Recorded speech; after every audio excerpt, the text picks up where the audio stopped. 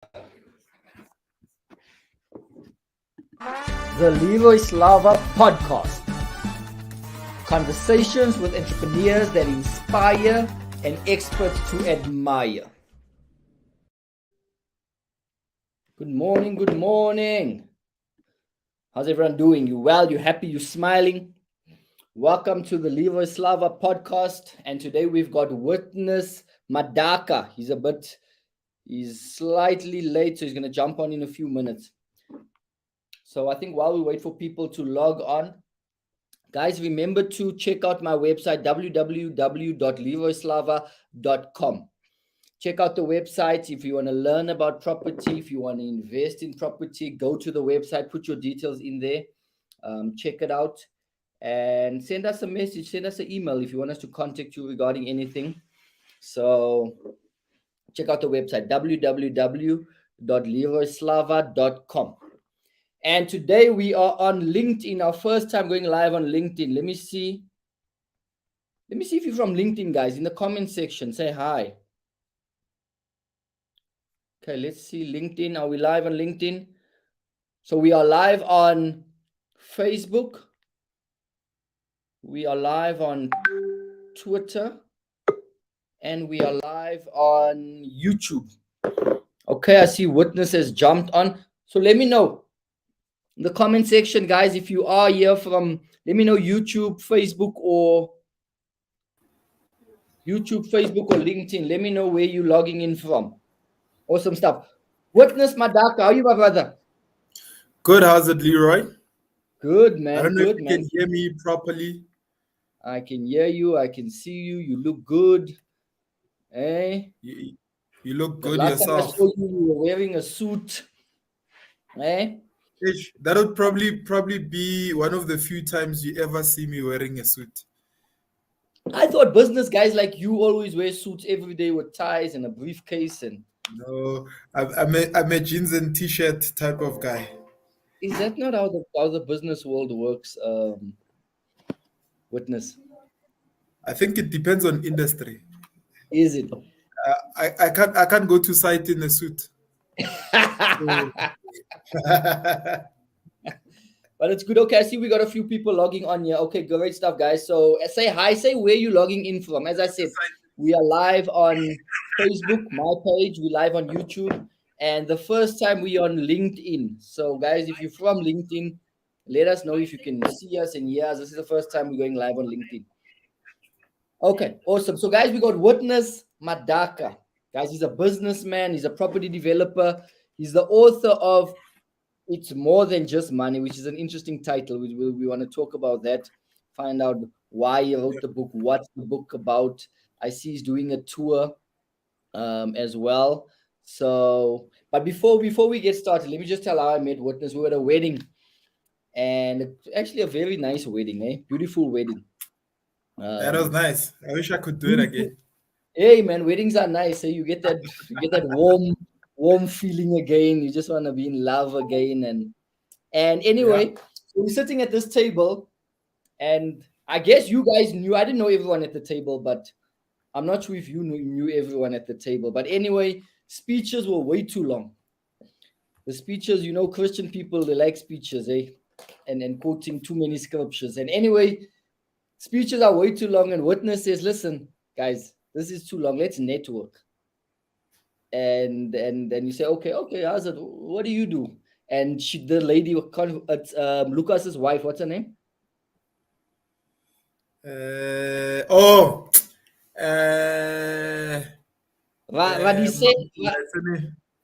I'm forgetting her name. No, husband well. Anyway, Lucas's wife says, Raisibe is her name. Raisibe, there's it. And she says she's in property. Yeah. And you say, okay, I'm in property as well. And then the lady next to her says that she did the most interesting thing out of all of us. She says she makes these big tanker war trucks and stuff. And then what do you do? No, I'm also in property. The guy next to me, he cleans like 100 schools in Tembisa, and he's also in student accommodation. The one guy has a fund. So it was quite interesting that evening.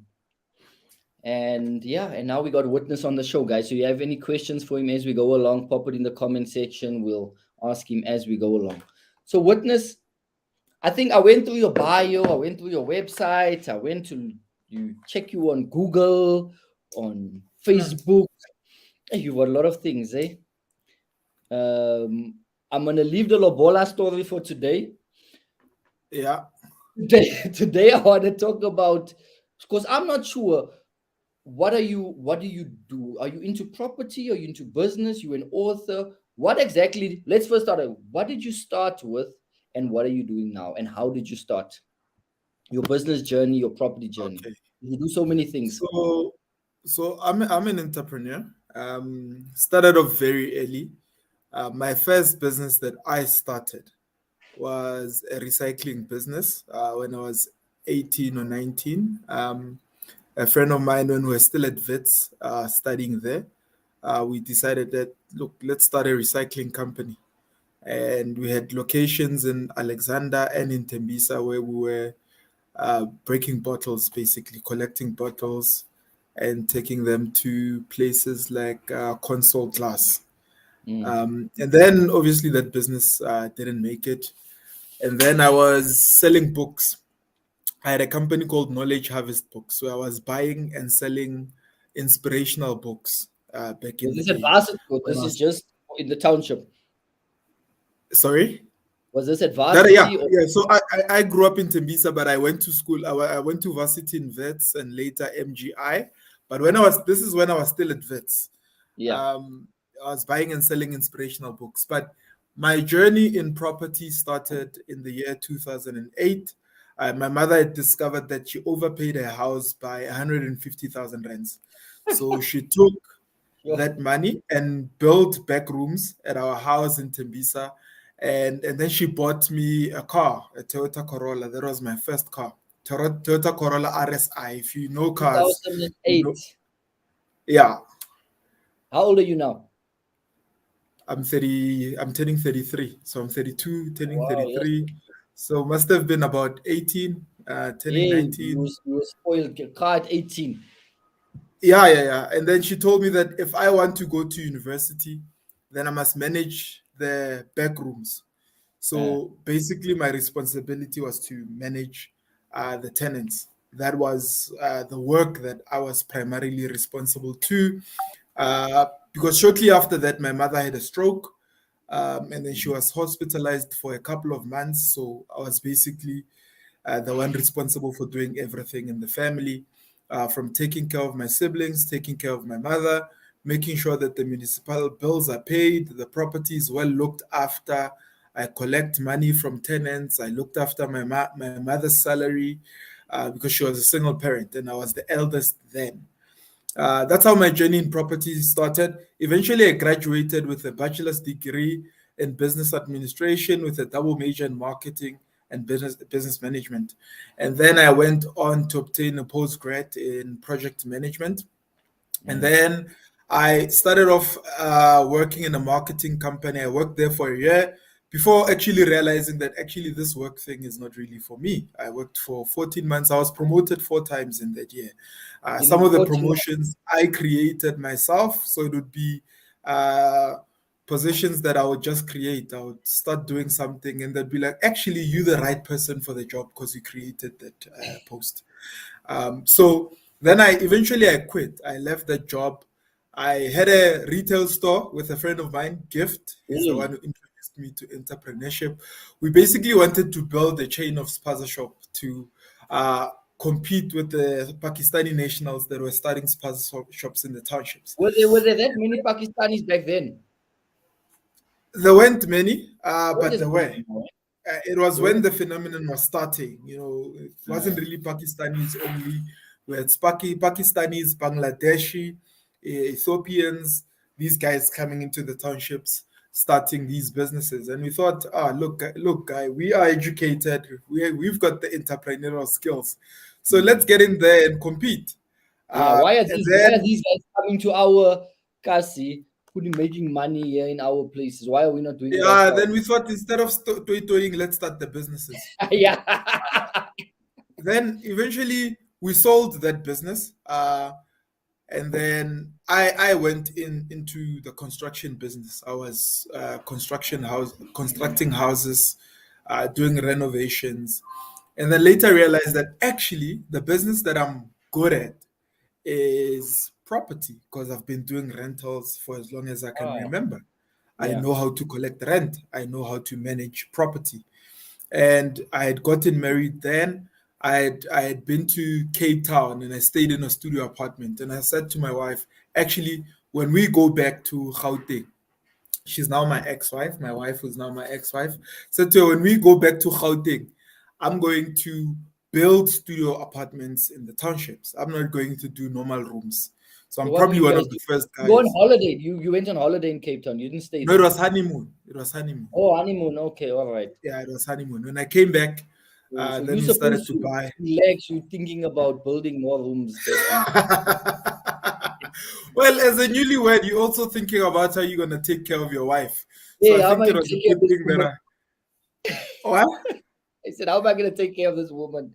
Yeah, and of course, you've got to think of things that are sustainable. And I knew Mm. property to be one of the things that are sustainable because I had been collecting rentals probably 6, 7 years from How many then. rooms did you build in the back? How many rooms was the first My house? mother's house had 7 rooms, including a garage, which we Yes. turned into a shop. And when I sold the retail business, I also rented out that shop. I still receive rental from that shop to this day. You still have that house. I told my younger brother, "You can have all the other rooms, but the shop I have to get rental for because I built that shop." It's my idea. Yeah, it's my idea. So you've always, from 18, you've started. And I think what is interesting is that I've got a similar. You start with things just to try things because they sound good and these things. And eventually you find from trial and error and little bit of success, little bit of failure, you find something that you actually love doing. Yeah, so I think out of that, the one thing that I started to develop love for was property, and I met mentors along the way who were able to channel me in the right direction, help me build a business, instead Mm. of just having a hand to mouth type of situation, because that's what it was then. The business was used to pay my fees, it was used to pour petrol, and but I'll tell you one of the lessons I learned then, from my mother. That year, I think it was 2009, she let me collect the rental for the whole year. And Mm. she never asked me what I was doing with the money, not even a single day or a given month. And I was busy using the money to fix my car. I was using the money to buy new sound systems. I Mm. was taking for my car for respraying. Because I was younger, some of Yeah, the money I was even paying the bill at clubs when friends you were didn't the have money man. to pay. Yeah, I was. In some cases, not always, but in some cases I was. Yeah. Then at the end of the year, she came to me with a calculator and a pen, recalculated all the rentals for the year, and said she Mm. wants all her money. And so she said, "This is all the money you collected for the entire year for all the rooms. Uh, This is what I think you might have done with it that is important, which is pay the municipality, pay for your brother's fees, buy food. mm. The rest of the money I want it now." And I did You not pay have the the money. municipality and the school fees. Yeah, yeah, yeah. Fortunately, I because in Tembisa, when you don't pay, they switch off. So should be aware if I had not paid it, should be aware that I'm not paying. So I was paying it. Um, Did she but did she do that on purpose? Did she leave you on purpose for that year to to see? yeah, She yeah, did she on purpose. did. How much did it come out to? So the total collections for that year was 72,000 rands, and what I could account for out of all that money was 12,000. I don't know what I did with the 60,000. Because it was back then rooms were still cheap, 700-800 rands, Yeah. 900 rands at most. And I had collected about 6,000 a month over the entire period. And that year she had assisted me by paying my fees upfront. Mm, So I really did not have the responsibility to pay my school fees, but I was paying my brother's fees. mm. So at the end of the year, she came to me and said, "This is the money you collected the entire year. It's 72,000 rands. This is the money I presume you might have used for groceries and all the other stuff that we need at home, 12 to 14,000 rands. I want the rest of the money because it belongs to me. It's not your money." Not your money. I built these rooms, not you. And I think that was my first lesson in stewardship, to say, Mm, if you are given the responsibility to look after something, especially something that doesn't belong to you, you've got to be diligent in how you look after it. In our industry, we look after money where investors have decided to partner with us on deals, mm, where other sister companies say to us, "You look after the property in Gauteng, I'll look after the property in Durban." mm. So you've got to account. If you don't account, then it breaks relationships. And I Yeah, must say that my mother was so heartbroken that it got to me, because she even cried that day to say that, "I've given you so much responsibility because I trust you. And yeah. this is what you do with my money." Mm. So that was a massive lesson, a good lesson that she taught you earlier. Eh? I'll never forget that lesson. Yeah, some people are only learning those lessons now. Eh? So your mother was a very smart woman. Eh? She worked well with money. Firstly, she paid her house off, and she paid a Yeah. 100,000 more. And instead of spending that, she took that money, she reinvested, she invested it, built the rooms, got some passive income, and she didn't need that money. That you could do whatever you want with it for a year, and she was still fine. So she was quite smart with finances, eh? So my mother was, yeah, yeah, yeah. So my mother was very smart with money. She didn't drive a car her whole life. Mm, The only person she ever bought a car for was me. And obviously, I look at those things and I realize how privileged I was to have had a mother that saw potential in me. And I think part of the reason why she did that was because she saw something in me that I probably didn't see in myself.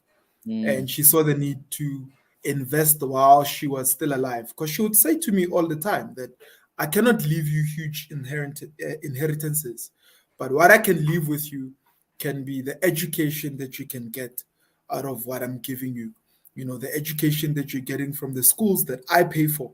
So when I'm gone, then you'd still be able to look after yourself." And probably she was prophesying, because she's gone now, yeah. and the only person that I have is myself to be able to look after me. And it's only because she instilled certain lessons in me. Some are directly, some are indirectly, because as a woman who suffered a stroke, then she's still forced to go to work, Mm, even though it wasn't really feasible for her to do so. And mm, I remember they called a meeting at Tembisa Hospital where she worked. And she said to me, "My boy, I want you to come with me to this meeting." And she was limping. So literally her left side was paralyzed. yeah, She said to me, "Come with me." So I went with her. We sat around the table with her bosses. And they wanted her to sit at home and be medically boarded. So get a yeah. half her salary while she stays at home. And she said to them, "Listen here, this is not a private hospital. None of you here own this hospital, so none of you have got the right to tell me to stay at home. I Mm, want to come and work. I've been working here for 32 years. I've got the experience. I can pass on my knowledge to the younger nurses. I'll mm. work in the outpatient department. I'm definitely not staying at home. I'm coming back to work because none of you have got the capacity to tell me to stay at home." And that's the Okay. kind of woman my mother was. And I Mm, would be that's driving and she'd be walking home literally. And I'd say, "Mom, get in the car. Let me drive you home." And she'd be like, "I've got 2 feet. I can walk. You drive this car of yours." mm, So mm, for me, those are the lessons that I received along the way, to say, no matter what it looks, no matter how tough the situation might be, if you've got the willingness to make it work, you can make it work. Because, I mean, if a woman that was partially disabled was able to do the things that she was doing and was able to invest in me, well abled and well bodied as I was, then what is mm. it that can stop me me from building a business? What is it that can stop me? You mentioned a lot of things. You say I'm an author. I've got other businesses, but it's only because I realized that I was privileged to have been invested in by a woman who saw potential in me. So why is it that I cannot expand my thinking into other areas, build businesses that can help the community, help the country? So that's where I am in terms of my mindset. And I can say a large part of it came from my mother. No, praise God. Hey, mothers are a blessing, eh? Mothers are a Yeah. blessing. You know what? Your story now actually took me back to I'm thinking about my mother now, witness, when my father passed away. I think I was 21. I think I was 21. He was at my 21st and he passed away. And he left me a house in Don Park. And then there was a policy that paid out. I think it was about 60,000 or something like that. Hey, and that time I was naughty, brother. I'm not gonna go into the details, but that time, and I blew that money, dude. I blew that money like within. Yeah, I can't show you a shoe or a techie, or I can't show you anything. I was the man. I was like you on that rental for a year or two. I blew it. But what one thing she didn't make me do was sell that house. Because if I'd sold that house back then, I would have wasted that money. And you would have blown it. And I rented out and we rented out that house for a few years, and I was getting that rental, and I was still naughty getting the rental and blowing it. But then finally I gave my heart to the Lord, 25 and 26, and then things started happening. But I'm just thinking how important mothers, having so yeah, if my mother's on there, hi ma. Hello ma. So no, that's a powerful story. I think based on what you're saying, the important thing is not only the fact that mothers are there, it's also your willingness to hear them, even when you don't hear them immediately, but eventually hearing what they are trying to teach you. Because let's be honest, not all the lessons that come from mothers are the correct lessons. Some of the lessons, you look at them. I'm not going to say anything. My mother might be on here, so I'm not.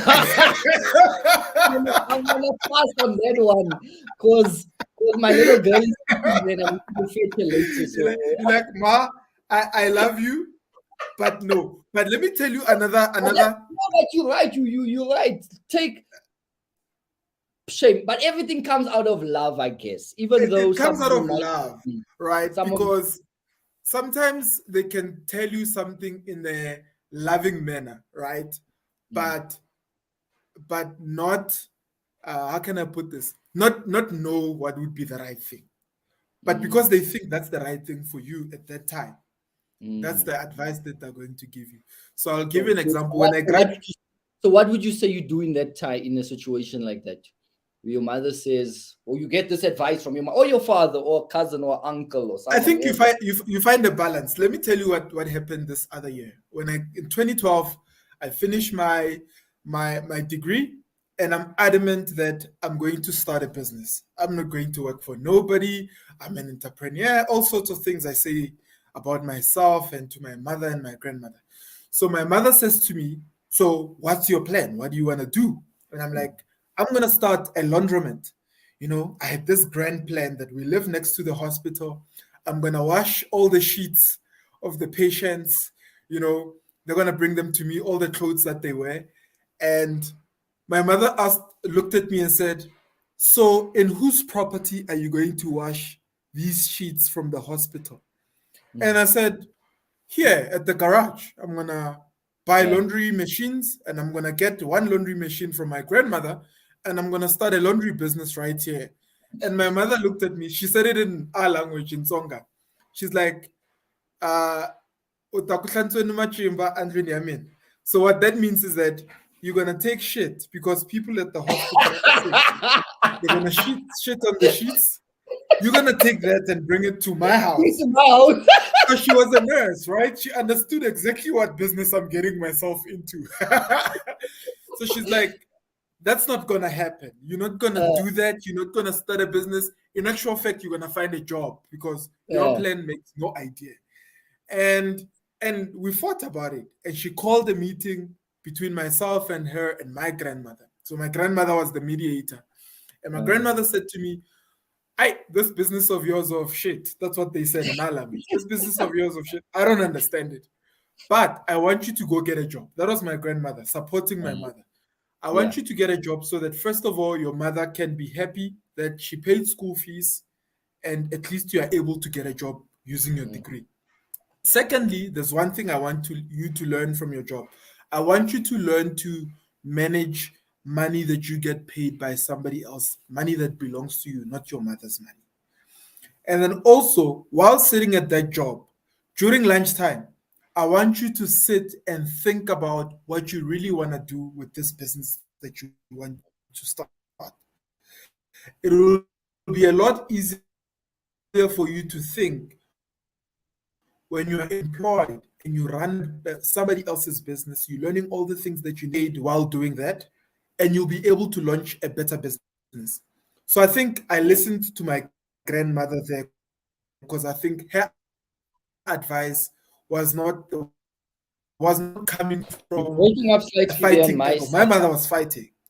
Witness, Can you hear witness, me? you breaking up slightly there. Yeah, you breaking up slightly. Your screen is going blurry and it's breaking up. I don't know, guys. Let me know. Can you hear him? Can you see him?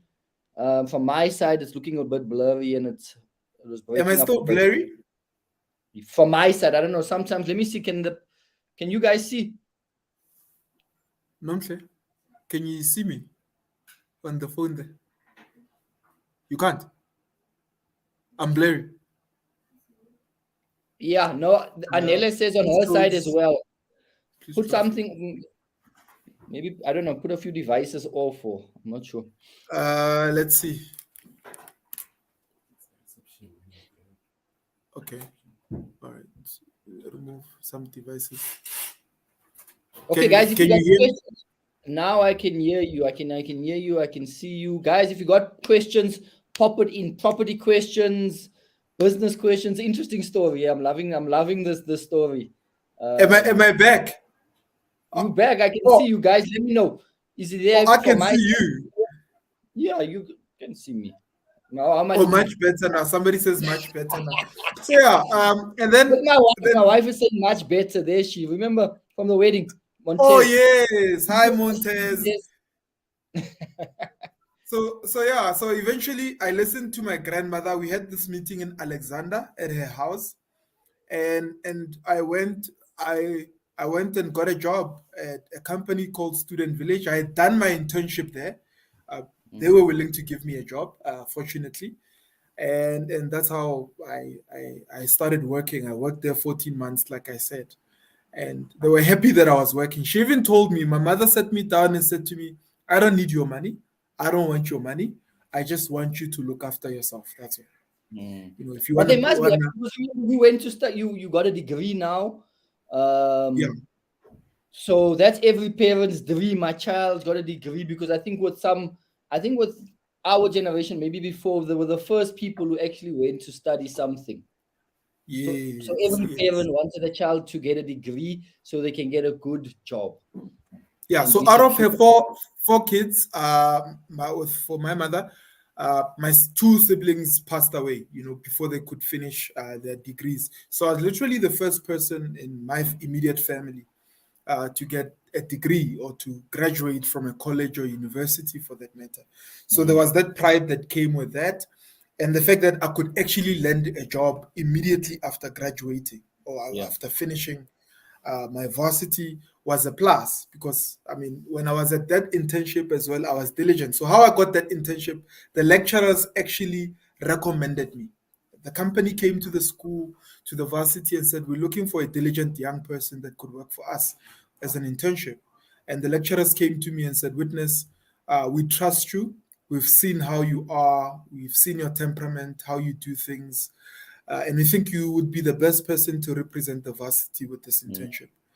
And yeah, that's how I got there. Have you always been a disciplined? It sounds like you've always been disciplined, right? You've always been diligent in everything that you do. You've always. I think I had a lot of responsibility coming from home. Remember, now my mother had suffered a stroke. I was looking after my mother. So not that the varsity knew, they just saw this disciplined person thinking, "Oh, he's so disciplined." But I was thinking, I need to pass. If I don't pass, nobody's going to pay these fees for me. Yeah. Things are a bit tough back at home. I'm looking after a sick mother. I've got two siblings, one sibling, my younger brother, and obviously my niece, who was my sister's child. So there was a lot of stuff on my shoulders now.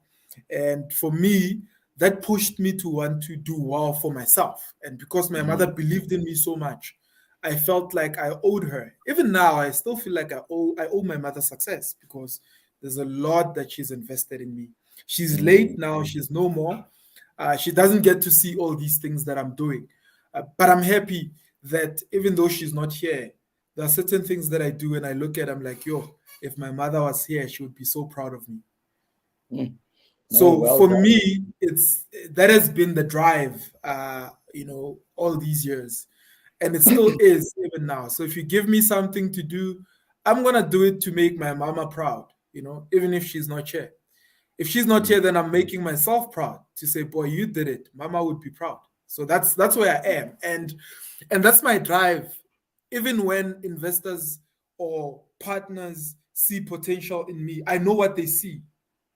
So I don't doubt what they see because I know that what they see is probably what my mother saw back in the day. Even when I make mistakes and they're patient with me and they still want to work with me, I realize that there's still more in me that I could get out there into the world for the world to see. Another guy asked me, he's in property as well. He's like, "Witness, property is a business where you can literally do it without publicizing. Why are you a public figure?" Because literally most people in property are unknown. Most property Yeah. guys that are doing extremely well are unknown. Yeah. You could literally do your business, do very well, and not share any of the stuff you're doing with anybody, Yeah. not even tell them how it's done. Why are you doing this? And I said, I'm doing this because I feel like I've got the responsibility to share knowledge with people because I was exposed to knowledge at an early age, and worked for me. I think it can work for a 19-year-old guy who's raised by a single parent somewhere, who's about to blow it because they don't have a mentor. They could look publicly and say, if that guy whose story is similar to mine, raised by a single parent, didn't really have much. I mean, from the outside, it would look like I had everything. I didn't. It's just that my mother was smart enough to sacrifice everything to make me a success. So there's someone out there whose mother wants to do the same thing, and the guy probably doesn't see it. You And know maybe with what's my story, they might see it. Yeah, no, and well done and congratulations. You're making me think now. I was watching a podcast. Now I'm watching now that I've started this thing, Witness, I'm watching podcasts. I'm actually sometimes I find myself wasting time just watching other people's things and anything. And I was watching one yesterday. I like that. The PBD podcast, the Patrick B. David one. Oh, yes, yes, yes, yes, yes, yes. So I like him The and David, yeah, great guy, hey? Great, great, great yeah, guy. and he had Venus Williams, the coach in the movie. I don't know if you watched that movie with Will Smith. The coach, that coach I'm yet Venus and to watch Serena. that movie. Yeah, I'm watch a yet to very watch good that. movie. And he said, what percentage do you think parents' roles play in success of these super athletes and these successful people? What percentage is the child that's successful and what percentage is the parent? And now, obviously, I've got small kids now, and and he said he thinks 75% of the child's success depends on the parent. Sure. Wow. That's a What you huge tell number. the child at home, how it's huge. It's a huge responsibility. I was like, whoa. I was in bed, but I was like, sure. Yeah, so that's a huge responsibility on me now. I've said, look at his, it might not be, but he says how you raise your child and what you tell her and the things and how you motivate them is 75% of a child's success. And I think you talking about your mother just brought that up to say what a big part your mother has played in your success. But I think we've got a few more comments and questions. But a guy says he wants to be a property investor, my way to, and a mentor. Let's start with your property. What are you doing now? Because you started with the 6 rooms, Yeah. and that journey started at 18, managing that, which was Yeah. beautiful. So Now you're right doing now bigger. we are, I heard you doing bigger developments. I was speaking to because my phone was flat, so I didn't get your number that day. And yeah, then I was speaking to Dr. Miranda, and I said, you know yeah. what? Send me Witness's number, and she says, "Hey, Witness is busy with big things." I said, "Serious, Miranda?" She says, "Hey, that man is busy with big developments now." I said, "Oh, awesome, man. Tell us about the big developments. Tell So us, yeah, tell us yeah, yeah. numbers there, So man. we, Witness, yeah, inspire so us." we, obviously, um, if you look at my entire public profile, I'm shy of really talking about the numbers in terms of what we do, what we are doing, because at the end of the day, we're a private company. And in as much as we want to inspire people, we can never really inspire people with material things. But let me put it this way. I run a property company. We've got a large portfolio in terms of the number of units that we have for rental. So we build or develop units and rent them out. We no longer operate in the townships now. We specifically target suburbs where we could buy properties that have got huge stands, and we build our units there. Okay. We develop our units purely for renting out. And then now we've got another arm in our business where we currently doing a development in Randburg now. It's not much. It's about at cost is a 30 million rent development. We're building cluster houses there for sales, right? We're selling these houses off plan, make a bit of money there. Most of the money that we make, we channel into our rental developments, And then we've got a hotel So side this of our one for business where we're 30 million, developing. you're gonna developing it and selling it off. Sorry to stop you there. You're developing it and you're Yes. gonna sell it off. Yeah, And then yeah. are you Yeah, gonna we're keep some? developing that. We're gonna sell it off. Are you gonna keep some? No, we're not gonna keep them. But No, then we're you're not gonna gonna push that keep those money ones. into a rental, into another rental project, whatever it is. But quick on, I want to stop you there. I like the way you So I like the way you coolly said, guys. Not that much, just 30 million. someone's aiming big and is busy with big things when he can easily and coolly say, not that big, 30 million. So I like how easily that came off your tongue. Not that big, it's 30 million. So okay, let yeah, me sorry. well, I mean, there are bigger things that you know what the thing is, ne? I've learned something over the years. When you've got mentors or people around that you've seen do bigger things, I think you end up rechanneling your thinking to realize that actually what I'm doing might look big to other people, but it's not really that big in my circle. It might look like, wow, you're doing all these things. But literally, I've got people around me that are doing 1 billion, that are doing 300 million, that are doing 400 million. And they talk about it as if it's nothing. And over time, you get to realize that it's not actually about the amount of money. It's about the work that you're doing and your capacity and ability to pull it off. I was saying that now we're going to do a hotel that we're developing. We're not going to run the hotel because we're not in the hotel business. We're going to get one of the operators to operate the hotel. But the important thing is not even the amount of money that's going to be used for this hotel. Because raising 1 million and raising 30 million is the same thing. It's the same process. The difference would be the kind of investor that you would get involved. Yeah. Same process everywhere. The way you raise 1 million is the same way you would raise 100 million.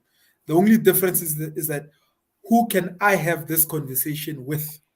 So Leroy might say, witness, 1 million it's too small for me, my brother. I can't get involved in that project. But if once you have a 50 million rand project, give me a call. I'll get involved there. And another person, and I've seen that it has happened. Another person will say, "You're doing what? 30 million? Nah, it's too small for me. Call me when you're doing 300 million." That's the level I want to get involved. So because I've seen, and maybe that's why I would say it's not much, because people have told me that 30 million, man, it's not much. Call me when you're doing 300 million project. So that sharpens your thinking to say, how fast can I finish this 30 million thing so that I can find something for 300 million so that I can call that guy to come and get involved? So in my mind, doing this thing, I'm thinking, where's the next thing? So obviously after the 30, we're doing the hotel, which is about 110. So my thinking is around how do I get that money? I have to Let's figure out let's how. let's go into that for a minute. How do you raise 30 million? You've got this development now. You've into property. You've done the 10 million. You've done the 20 million. Now, okay, you're going to the 30. You're saying, okay, now how do I get 30 million for this Yeah. development? How do you? Because You people are that are God. listening, I can hear you. I most can see you. people. Oh, you can't hear me. You can't Yeah. see me. Can you hear me now? You back. You back. I can see you. I can hear you now. All right, guys. Let me know if we hear. Can you hear me? Can you hear Witness? Yeah, I can hear you. I think you are back. Is it all right? Good stuff. So let's say now you've got the 30 million. You're saying, okay, this one it's a greenfield development, it's a new build. We're gonna buy this and sell this. Where do you start raising money for something like this? Because most people's challenge, Witness, I know I've also is where do I find the money? I don't have the money. Where do I find the money? Because everyone that asks me, that's their first question. Where do I get the money? Yeah, but the first thing, you must have a track record. That's another thing. My track record spans since I was 18. So, I mean, you can imagine, because a lot of people want to start with the big developments. Start with the small one, before you raise 30 million, because you might want to raise 30 million, 40. That's why I'm saying it's not actually about the amount of money. It's your capacity to handle what you want to do. Raising the money is not the problem, because the money is everywhere. The money is everywhere. There are people I won't call now, because in my mind, I haven't reached capacity maybe to raise $1 billion. Not that I can't raise $1 billion. There are people that are willing, that are saying, here's $1 billion, it's here. But you're going to take the $1 billion and do what with it? Yeah. And that's where people fail to realize that you need to start where you are. If you're at that level where you can raise 2 million, raise the 2 million, do the project first. If you're raising it from the bank, you're raising it from investors, and sometimes your investors are people around you. They know you've done something. The first ever time I raised money from someone, right? First ever, right? When I say someone, I mean an individual or someone would call an investor. I bought this house from this lady. It was on the market for 660,000 rands. It's someone I knew very well. Now, the bank came and evaluated that house and said, no, this house is worth 528, right? But I saw more potential in the house. I knew what I was going to do to develop this house to get more income. I had done my numbers at 660. I knew it was going to work.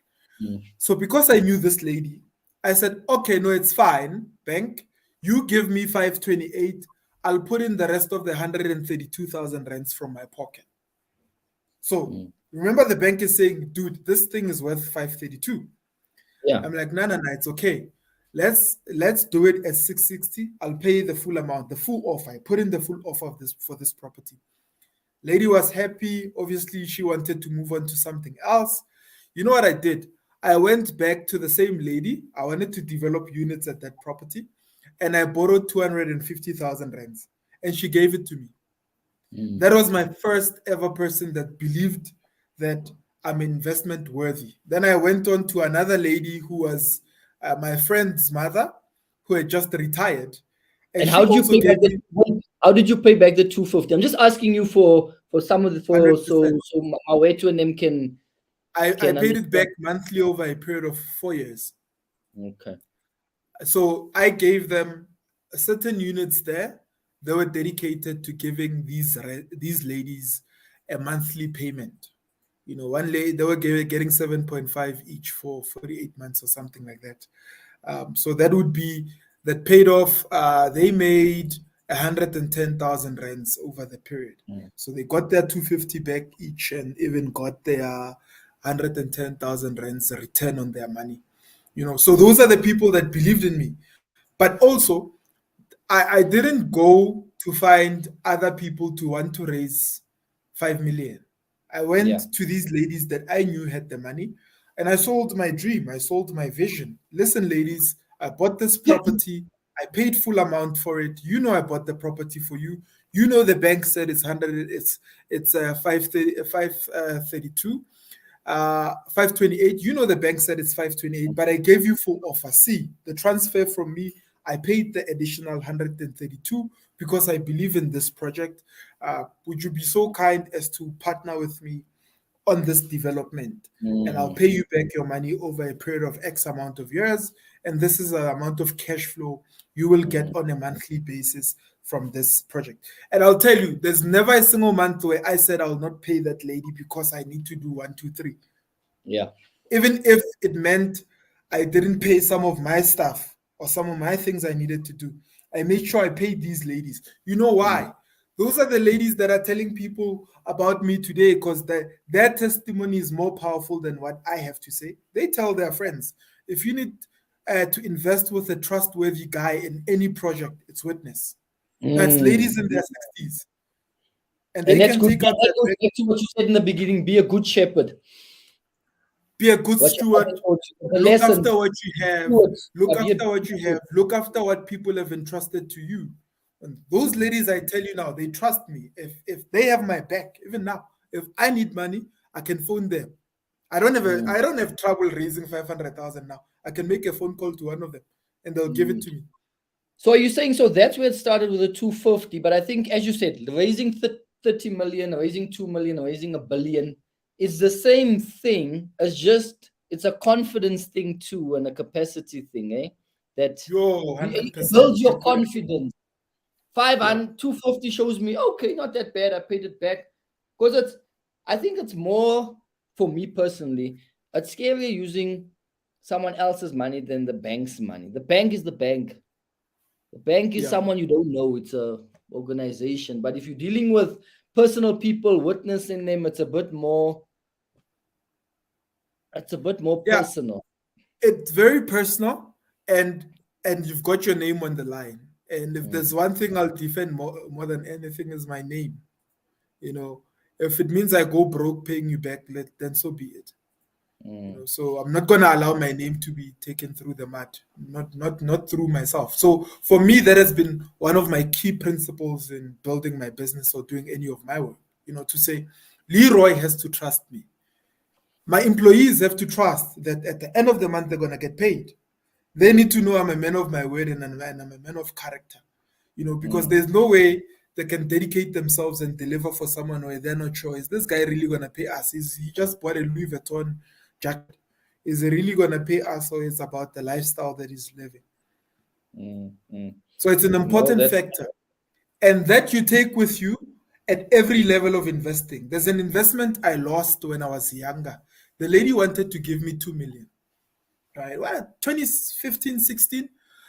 But I had just bought a new BMW, and I liked wearing expensive clothes then. I don't wear much expensive clothes now, but back then I did, you know. And then she said, I like you. I like your presentation. I'm going to give you the 2 million.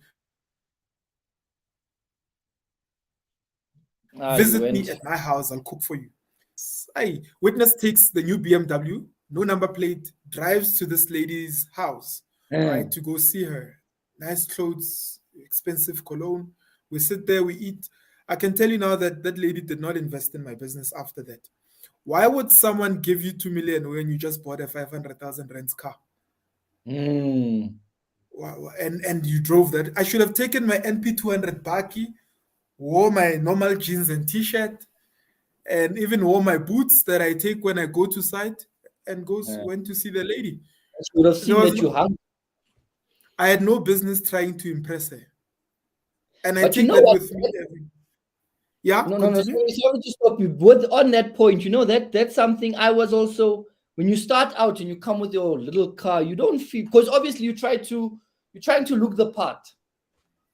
You're trying to look the part, and maybe some of your own insecurities inside, you're trying to cover them up with the expensive clothes and the nicer car. So when you go certain places, you don't want to pull up with the Baki, you want to pull up with the BM or with the whatever car, so people can say, okay, no, this is a guy I can take seriously. And then, but you know what the difference is now, Leroy? You realize these things don't even matter. People don't really care. The difference now, I think, because of my years of experience and the fact that I know I don't have to impress you or anyone if I'm raising money from you. I drive my Amarok Baki. People pull up in their Range Rovers and we sit around the table. It doesn't bother me at all. That's what I drive. I drive my Baki to site. And for me, the lesson there is that, dude, most people that would want to invest in me have already done research about me. So I don't have to dress anyhow to impress them. These people have done their due diligence. They know who you are. They know what you've done. They know what you haven't done. They So it's know you what you lie. know, not what you look like. Sorry? It's what you know now and not what you look like anymore. Yeah, well, I can dress properly, like decent clothing, Yeah. but it doesn't have to be expensive clothing.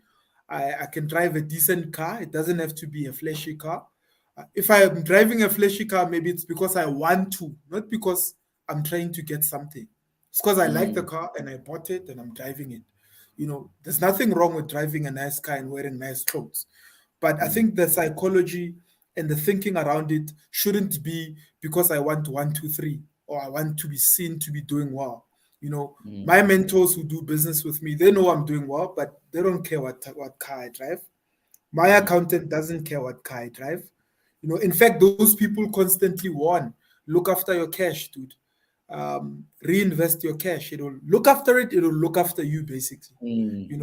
And if someone is going to invest in you in a 30 million rand project, you can't be rocking up there in a 3 million rand Range Rover because you want to seem like you're doing well. Then the question is, why don't you sell your Range Rover and invest in your project? Then you've got the money. Because clearly you have the money.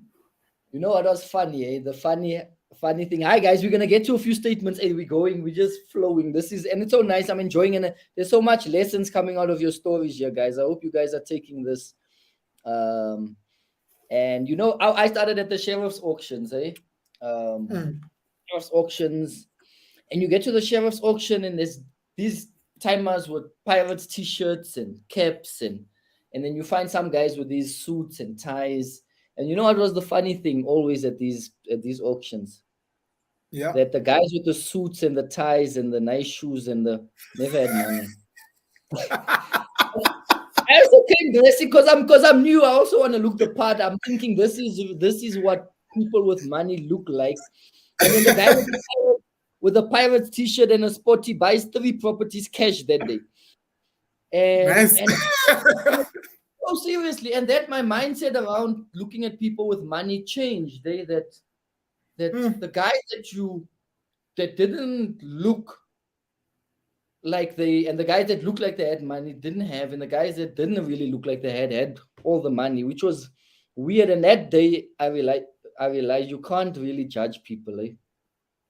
You can't. And for me, it's funny because sometimes when I go some places, you get people who undermine me, and I mean, because I'm not dressed in a suit or whatever. I just look at it and laugh. And then when they start to realize, oh, this is what this guy does, then their demeanor and approach changes. And I think it shouldn't be that way, because most people who are serious about building wealth for themselves and for their employees and for their business have no time to invest in material things. They invest in the core of their business so that the business can grow. If you are building up in your career, you have no business building a mansion now. The money that you're using for a mansion, borrowing money from the bank to build a mansion, you can take that money, replow it into your portfolio balloons and grows over the years. The money, and you can buy that house cash. You can build it cash. Your portfolio can do that for you in a few years' time. So we don't realize that, some of the things that we chase, we end up being enslaved to. It's biblical. The servant is the borrower is servant to the lender, right? But if I'm in property and I borrow 30 million from Leroy and I build a property portfolio, right? Biblically, I borrowed 30 million, so you are the lender, I'm your servant because I borrowed money from you. But now, if I transfer the borrowing to the tenants, and the tenants then borrow these properties from me, now who's the servant? Is it me or is it the one that's using the product? And then they pay me the rental. I pay Leroy, who's the bank. I make cash flow out of that. Am I not a capitalist? Am I still a servant? Of course not. Now these properties are now my servants. These tenants are now working with me to build this wealth for myself, and I'm paying back the bank using their money. So basically, it's a mindset thing. Or I can take the same amount of money and build myself a mansion. And I have to wake up every morning and go work And even when I don't tolerate certain attitudes somewhere, because I've got a 300,000 rands bond I must pay for my 30 million rand house, I must always obey, even when people are jumping on my head. But if I've got a portfolio that I've built, there's no way you're going to jump here, Chief. So that's a good one you say there. So when you say, because a lot of people don't want debt, right?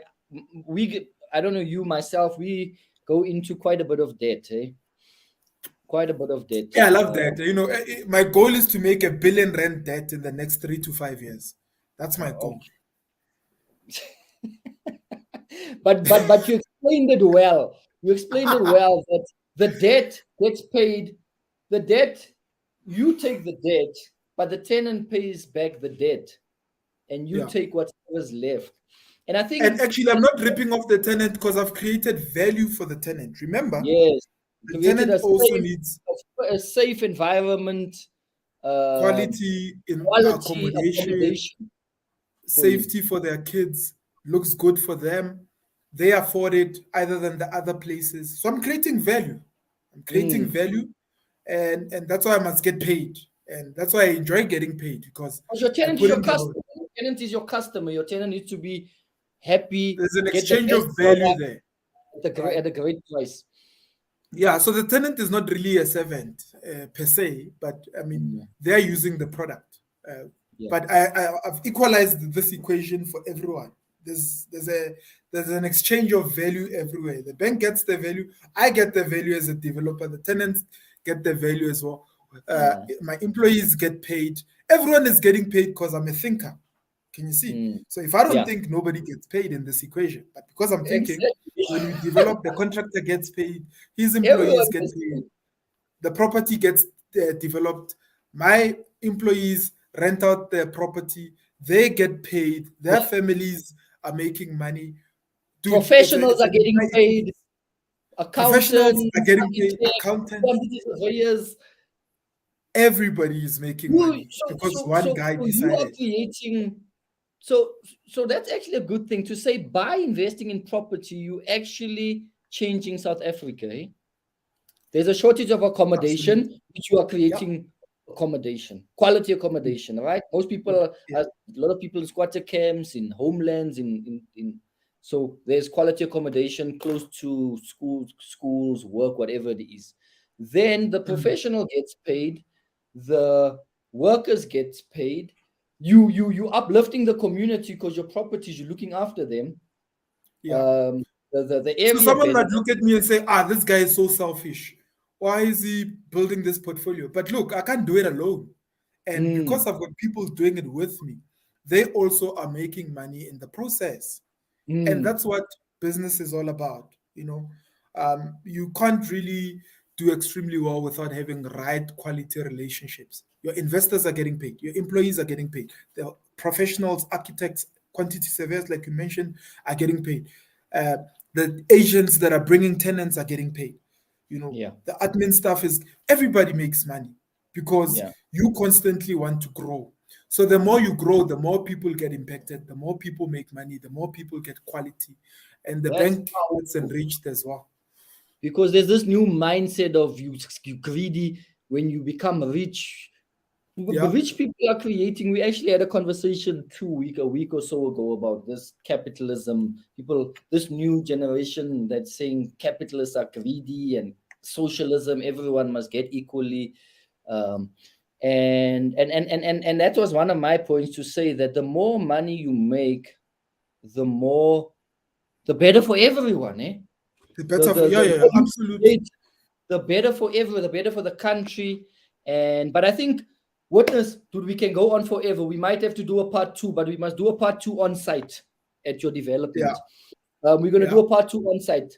You must agree with me. I've got people on here. You can't say no. Well, yeah.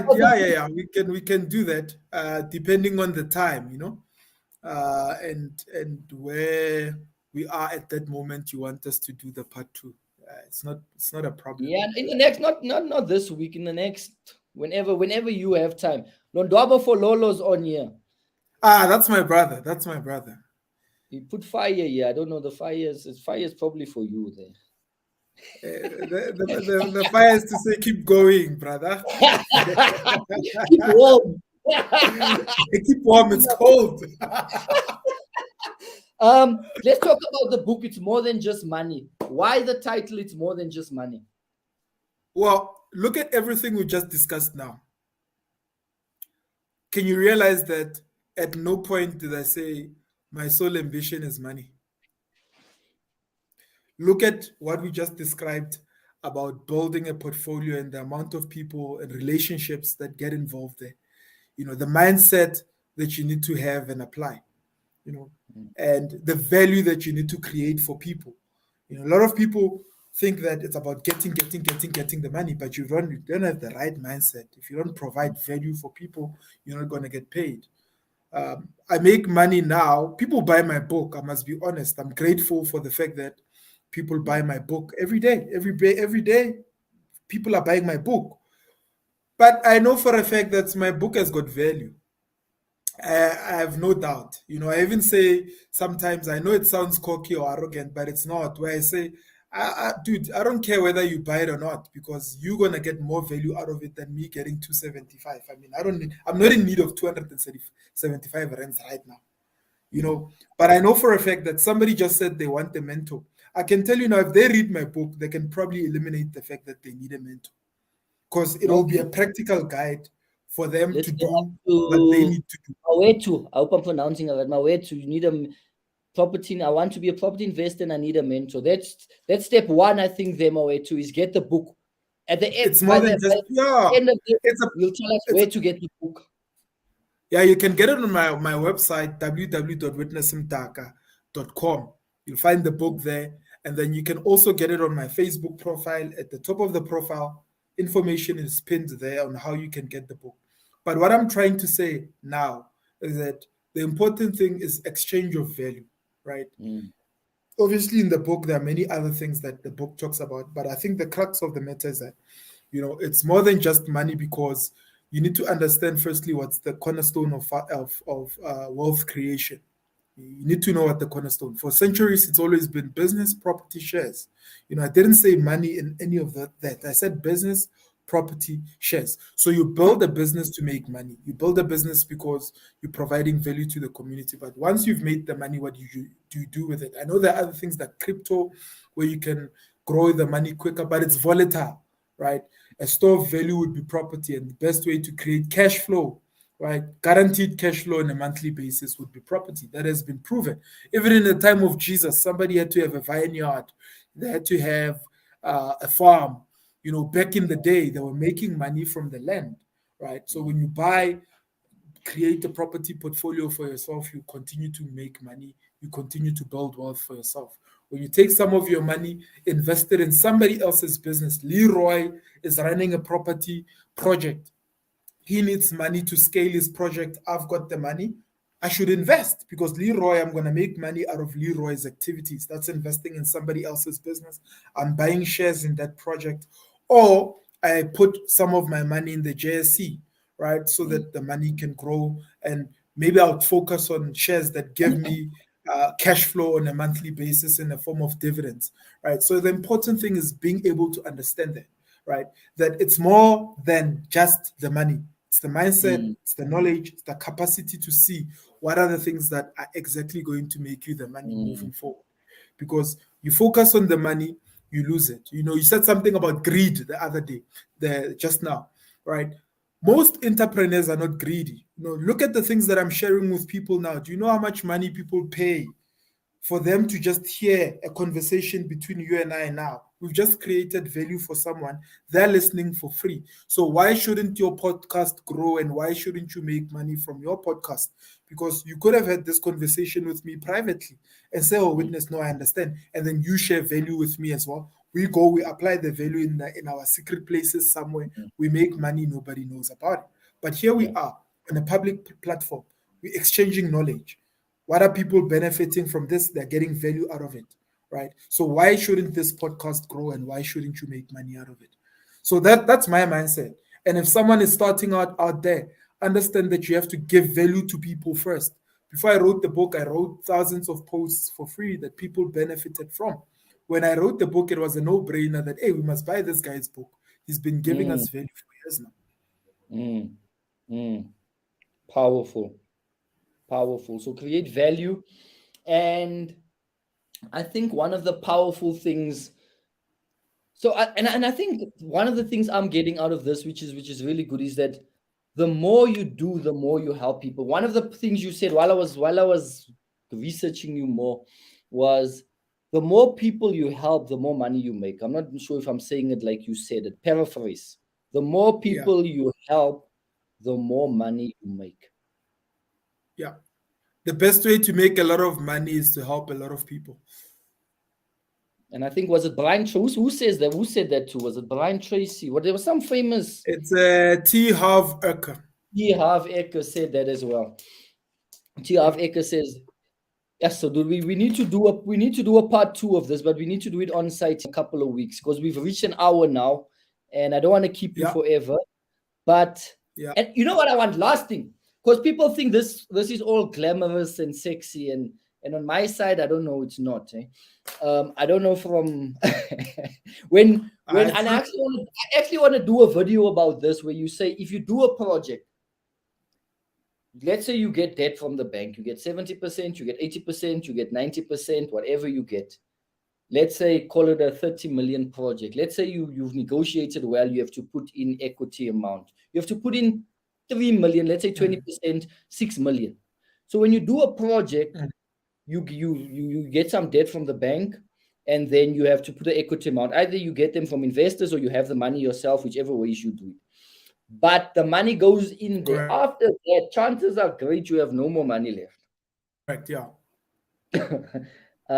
Which means now the project gets done. The project doesn't always get done. It takes a year, sometimes 2 years, sometimes it takes depending on what project you're doing. Then you get some money back, you pay back the debt, and then there's a bit of cash flow after a while coming in.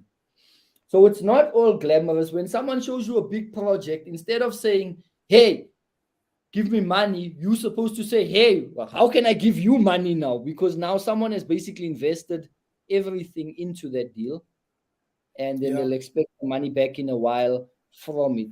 Because I've seen what some of the times you post something and people are all, hey, they don't know that you've actually put a lot in there. Yeah. And now is the time to help Witness and Leroy, not the time to ask. Yeah, that's true. That's true. So the work we do is capital intensive, and and sometimes you put everything you have, because you just believe this thing is gonna work. Yeah, Uh, Eventually, it does. Some projects fail. We must be honest. yeah, Some projects are an immediate success. yeah. Some you learn and some you win. So I like that they say you learn some and you win some.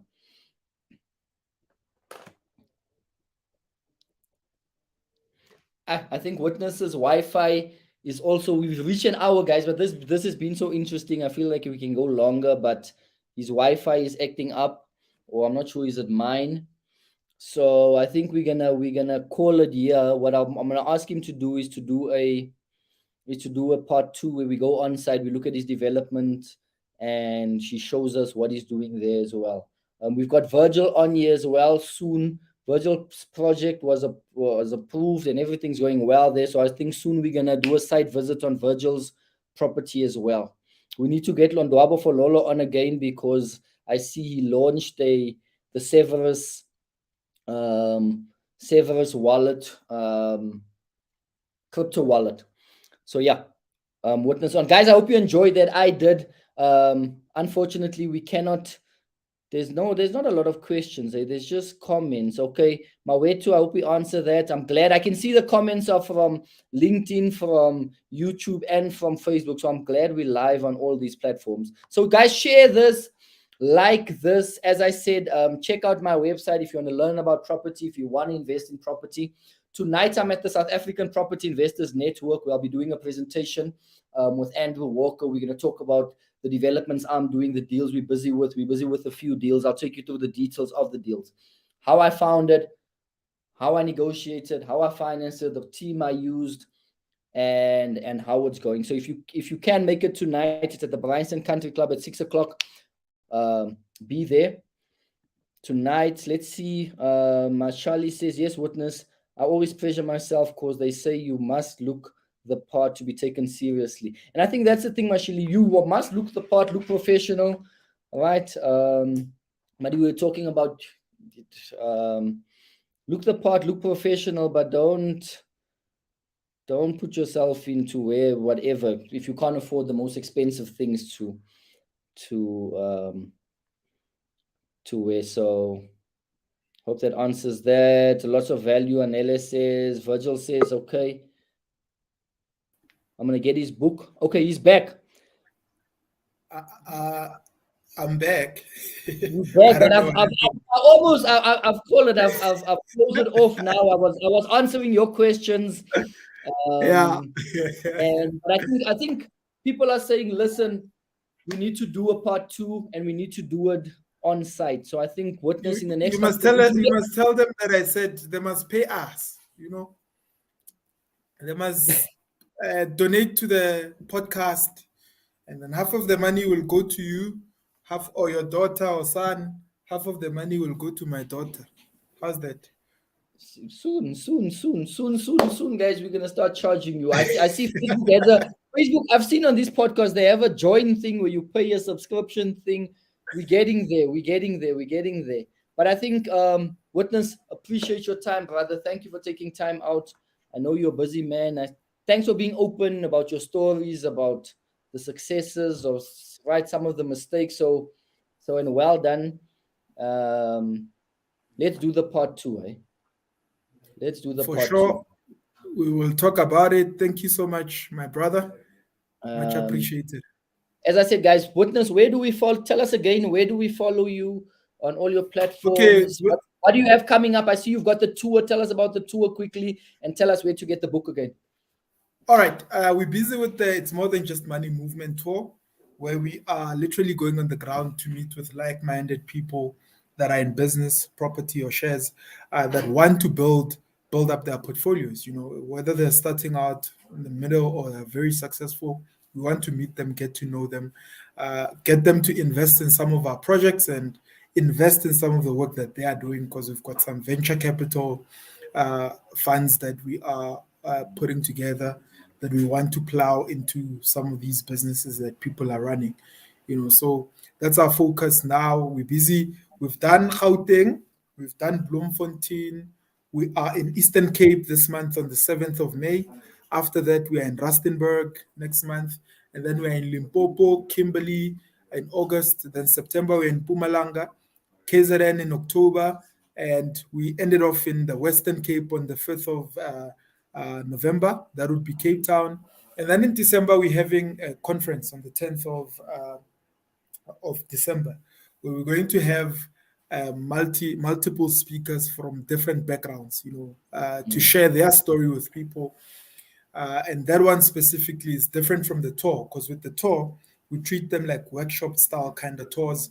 We do the workshops, we engage with people, we see what they do, they pitch their businesses. If we're interested, we invest in some of them and they invest in ours.